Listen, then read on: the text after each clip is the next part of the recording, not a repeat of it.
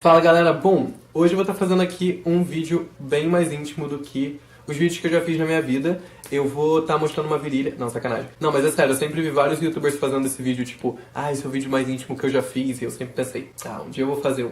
Mas nunca tive coragem de fazer. Mas aí eu resolvi fazer mesmo assim, porque afinal, né, estou aqui me expondo há algum tempinho, vocês já me conhecem de certa forma, então não vi nenhum motivo para vocês não me conhecerem um pouco mais. Bom, antes que eu esqueça, eu quero dizer que meu próximo vídeo, talvez o vídeo seguinte, né, daqui a 2 vídeos, vai ser um Ask, que eu sei que vocês gostam de poder interagir, mandar pergunta, então podem me perguntar o que vocês quiserem, vou deixar aqui nos comentários liberado para vocês fazerem as perguntas, e eu vou estar escolhendo as perguntas para poder responder no próximo vídeo. Também vou estar deixando o direct do meu Instagram aberto para isso, então se vocês quiserem mandar pergunta pelo meu Instagram, vocês também podem. Vou deixar minhas redes sociais aqui na tela, que aí vocês pegam tudo direitinho, e tá o botão de se inscrever aqui também, né, amores? Porque tem gente que não é inscrita e vê todos os vídeos. Então assim, se inscrevam no canal, ativem o sininho e deem like no vídeo antes de começar, porque, né, vamos lá, gente, vamos ajudar o canal a crescer, que isso ajuda pra caralho. E também não esquecer de mandar um beijo pra Malu, que fez o vídeo de Harry Potter comigo, o quiz de Harry Potter, que eu adoro ela, vocês sabem que ela é uma das minhas melhores amigas, e ela tá morando em Vancouver, no Canadá, o que de forma alguma me faz sentir pena dela, né, porque infelizmente tá morando em Vancouver, mas assim, né, tá longe de mim, tô com saudade, queria mandar um beijo, que vou deixar aqui bem claro que foi ela que pediu esse beijo, tá? Porque eu mando vários beijos pra ela durante a vida.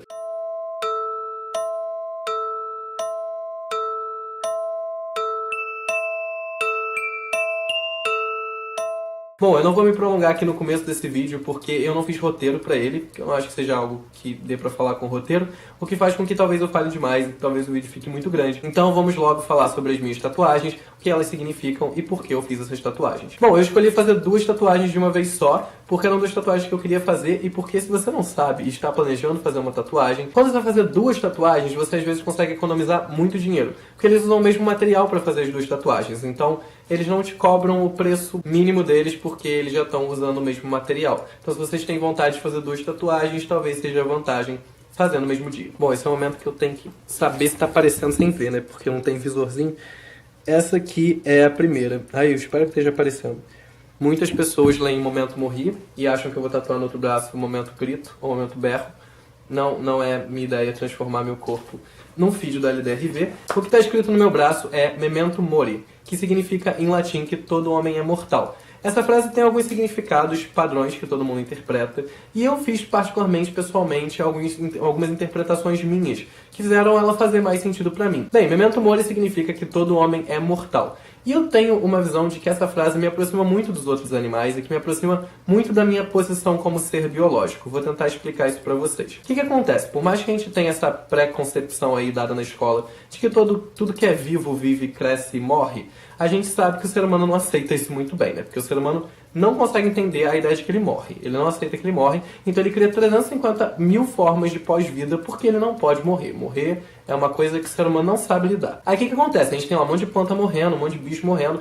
Eu sei que algumas religiões dão pós-vida para alguns animais, algumas espécies muito pontuais, mas no geral, o que não é humano pode morrer que não tem nenhum problema, mas o humano morrer não dá. Então o que acontece? Quando a gente tem a frase de que todo humano é mortal, de que todo homem é mortal, na minha concepção quer dizer o quê? E o que coloca a gente no mesmo patamar de tudo que morre, que é basicamente tudo que está vivo. Então assim, como eu sempre tive essa relação muito de proximidade com tudo que está vivo e não de superioridade com as coisas que estão vivas, eu nunca me vi superior a nenhum animal, nunca me vi superior a nenhuma outra forma de vida da Terra, eu me considero parte do meio biológico como qualquer outra coisa viva da Terra. Obviamente eu sei as diferenças que tem, questões de desenvolvimento cerebral e questões de desenvolvimento de membros e desenvolvimento de habilidades, mas eu não desmereço nenhuma espécie porque ela não chegou nesse nível de desenvolvimento e talvez tenha se desenvolvido por outras partes. Então, assim, na minha concepção, tudo que está no mundo tem o mesmo valor e tem o mesmo lugar. E isso faz com que eu entenda que eu sou mortal, como qualquer outra coisa mortal, como plantas morrem, como animais morrem. A outra interpretação que eu acho que é uma interpretação mais padronizada é de que, né, já que a gente está aceitando que todo mundo morre, vamos tentar valorizar o que a gente tem aqui hoje em dia. Eu já fui uma pessoa que quase perdeu o que eu tinha aqui hoje em dia, já vou chegar nessa parte, e que muitas vezes fica com preguiça de fazer coisas ou faz as coisas meio por alto, assim. Eu sou uma pessoa preguiçosa, eu sei disso. Apesar de que eu tenho muita coisa pra fazer. Então, assim, eu faço com preguiça, mas eu faço. E aí eu penso, cara, vamos valorizar isso aí, né? Porque a gente tem que pensar que um dia pode acabar tudo. Entendeu? É triste de pensar isso, mas é verdade. A gente tem que chamar as coisas pelos nomes que elas têm. Não é Dumbledore. Dumbledore me ensinou isso aí. Então, assim, a gente tem que aceitar que qualquer dia pode acontecer uma coisa que vai acabar com a sua vida. E você tem que ter noção disso. para que você aproveite a sua vida hoje em dia. Então vamos agora para a segunda tatuagem, que tem uma história um pouquinho mais longa. Vou contar algumas coisas da minha vida para que vocês possam entender por que eu fiz essa tatuagem e por que ela é da forma que ela é, no lugar que ela é. Bom, é essa aqui. Talvez eu esteja aparecendo no meu short de dormir. Não sei se tá, mas enfim. Ela é de um artista que eu gosto muito. E ela não foi feita baseada no personagem ao qual eu associei essa tatuagem, mas mesmo assim fez sentido pra mim e eu associei e tatuei por isso. Porque pra mim significa isso. Bom, como vocês sabem, eu sou muito fã de 21 Pilots e nesse último álbum deles teve uma coisa que me chamou muita atenção, que foi a criação desse personagem do Blurryface. Blurryface, basicamente, pro Tyler, que é o vocalista e compositor da banda, significa uma personificação ali de todas as coisas negativas da vida dele. Ou seja, do problema que ele teve com depressão e que ele ainda tem, qualquer outro tipo de problema psiquiátrico ou tipo de insegurança que ele tenha, ele associa ao Blurryface. Por isso ele debate com o Blurryface durante todo o álbum e no final ele meio que consegue dar uma vencida meio metafórica no Blurryface, porque ele consegue lidar com essas coisas melhor. Só a ideia da personificação desses problemas eu já achei genial e eu achei muito legal todo o debate que ele tem com o Blurryface durante o álbum. Mas aí o que aconteceu, né? Aí vocês estão falando, pô, Felipe, mas você tatuou por causa da banda. Não que seja um problema tatuar coisas por causa de bandas. Mas não foi só por causa de 21 Pilots que eu tatuei isso. Eu realmente achei que o conceito fazia muito sentido e batia com muita coisa na minha vida. Então eu vou dar uma explicada em algumas coisas pra vocês, que talvez vocês não saibam que eu tenha passado. Bom, vou resumir muito resumidamente, pra isso aqui não ficar muito extenso. Basicamente o que aconteceu foi o seguinte: quando eu tinha por volta de uns 9 anos de idade, eu mudei de uma escola para uma outra escola. E quando eu cheguei nessa outra escola, aconteceu que, né, como a gente sabe, criança... Desculpa falar, gente, uma criança é filha da puta. A criança não tem milhões de noções sociais que a gente tem e acaba sendo muitas vezes muito cruel. Aconteceu que tem sempre uma vítima, né? Tem sempre um alvo da sala e eu me tornei esse alvo da sala. As coisas começaram com brincadeiras, começaram com zoeirinhas, aquela coisa meio de criança. Só que a coisa acabou crescendo até chegar ao ponto de, numa saída de uma aula de educação física, que eu tava tendo no ginásio, vários garotos da minha sala se juntarem e baterem em mim. Então, sim, aconteceu de chegar a esse ponto. Eu não contei pros meus pais, eu não contei pra muita gente durante muito tempo. Eu fui conversar com meus pais sobre isso, papo de uns 2 anos atrás, eu tinha 9 para 10 anos na época, então, assim, já tem muito tempo e eu escondi isso durante muito tempo. A minha mãe, obviamente, percebeu que eu não tava muito legal, eu comecei a ficar mais em casa, não tava querendo muito ir pro colégio, até que ela resolveu perguntar o que tava rolando e eu dei uma explicada meio por alto no que tava rolando, também não me especifiquei muito. Acabei saindo do colégio e comecei a me tratar com um psiquiatra, que também era psicólogo, depois de frequentar alguns outros psicólogos. Não estou desmerecendo os psicólogos de forma alguma, eu faço terapia hoje em dia com psicólogo, mas naquela época os psicólogos que eu fui não rolaram e esse por acaso eu me encaixei. E aí nesse momento, com 9 anos de idade, eu fui diagnosticado com depressão. Comecei a me tratar nessa época, eu passei, eu acho, papo de uns 2 ou 3 anos tomando remédio. A fase realmente que foi pior da minha vida foi entre os 9 e os 11, eu lembro que essa fase eu tava bem mal. Eu passei um ano sem estudar, eu saí do colégio, fiquei um ano em casa. Esse ano foi um ano muito complicado pra mim. Foi um ano em que eu fiz muito mal pra mim, principalmente. Eu me isolei de muitas pessoas. Obviamente, minha família me deu um apoio bizarramente, sabe, sincero e com muito amor e que me ajudou muito a passar por isso. Eu tinha amigos também que eu gostava muito, mas eu realmente gostava de ficar sozinho, eu não queria sair de casa. Toda aquela vibe de depressão, por mais que a gente não possa generalizar, porque depressão é uma coisa muito pessoal. Aqueles aspectos básicos de não querer sair de casa, não querer comer, não querer tomar banho, eu tinha todos eles. Para as pessoas que estão se perguntando, sim, eu tentei suicídio. 2 vezes, uma com 9 anos de idade, uma com 10 anos de idade. Então eu realmente estava com a cabeça muito, muito desequilibrada e foi uma fase muito ruim. Quando passou essa fase pior da depressão, eu continuei tomando remédio durante um tempinho depois, eu dei uma engordada, não engordada, eu enchei um pouco com os remédios, apesar de eu sempre ter tido um biotipo bem magro.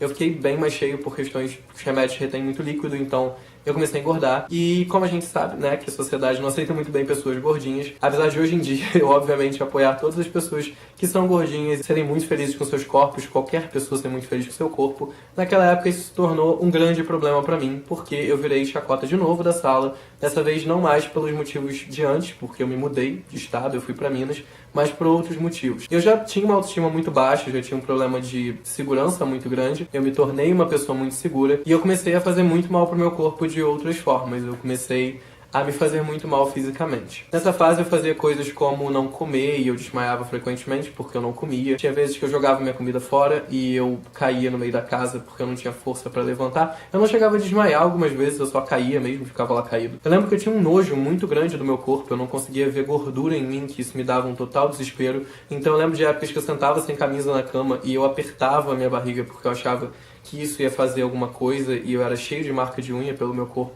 Por que eu fazia isso? Isso era um dos motivos pelos quais eu nunca tirava minha camisa perto de ninguém. E isso acabou se perpetuando aí durante mais alguns anos. Eu acho que é a época em que eu comecei a conseguir me desvencilhar de todas essas cicatrizes mais fortes que ficaram dessa época foi quando eu tava já com uns 15 para 16 anos, o que já é uma idade, né, bem avançada se vocês forem pensar que a adolescência já é uma fase muito complicada por si só. Quero dizer aqui também que eu não tô me vitimizando com nada disso, eu não tô fazendo esse vídeo pra vocês sentirem pena de mim, eu tô fazendo esse vídeo porque eu acho importante dispor essas coisas quando a gente já passou por elas, porque tem pessoas que passam até hoje, o mundo é um mundo muito cruel, é um mundo que pressiona muito, é um mundo que exige muito de você, tanto na parte psicológica quanto na parte física, com inúmeros padrões cada vez mais caindo na cabeça de todo mundo. Então, eu sei que é uma coisa que talvez tenha alguém passando e talvez seja legal da pessoa ver alguém que passou e que não passa mais hoje em dia. Quando eu cheguei nessa fase dos 16 anos pros 17, eu comecei, obviamente, dei uma crescida, né, tipo, fiquei um pouquinho mais maduro. Conheci outras pessoas, conheci pessoas que não tinham essa cabeça, que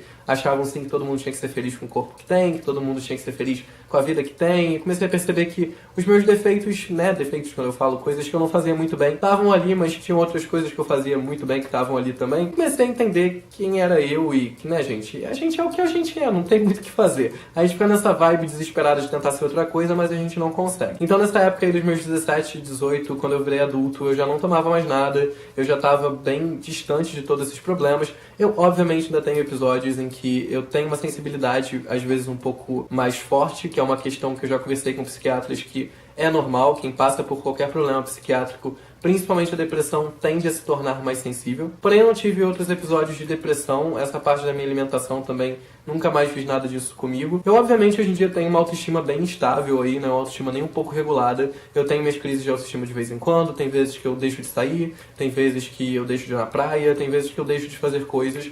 E, né, tô na terapia pra gente conseguir melhorar isso. E aí, o que acontece, né? Chegamos aqui na minha tatuagem, que é sobre o que eu quis fazer o vídeo. Quando eu vi toda essa história que o Tyler contou sobre o conceito do blurry face, eu associei a muita coisa que eu passei na minha vida, muita coisa que eu lutei durante muito tempo e que, de certa forma, ainda dá umas aparecidas, umas renascidas aqui de vez em quando. Eu acho que qualquer pessoa que passou por alguma coisa desse tipo vai ter momentos em que isso vai pesar, vai ter momentos em que o trauma vai dar uma aparecida de novo e você vai dar uma escorregada, mas é normal. Eu sei que mesmo que eu não tenha mais episódios tão fortes em relação a essas coisas, elas me moldaram muito da forma que eu sou. Se eu amadureci novo da forma que eu amadureci, foi por causa disso. Se eu tenho a cabeça que eu tenho hoje em dia em relação a muita coisa, foi pelas coisas que eu passei. Eu tenho total consciência de que o Felipe de hoje é o resultado da soma de todos os outros Filipes da minha vida. Então a gente tem que, obviamente, valorizar todas as partes que a gente passou, mesmo que elas tenham sido ruins, as fases que a gente teve na nossa vida formaram o que a gente é hoje em dia. Então, independente se o meu blurry face ainda tá aqui ou não, se ele aparece de vez em quando ou não, mesmo que um dia eu consiga vencer ele e ele não esteja mais aqui,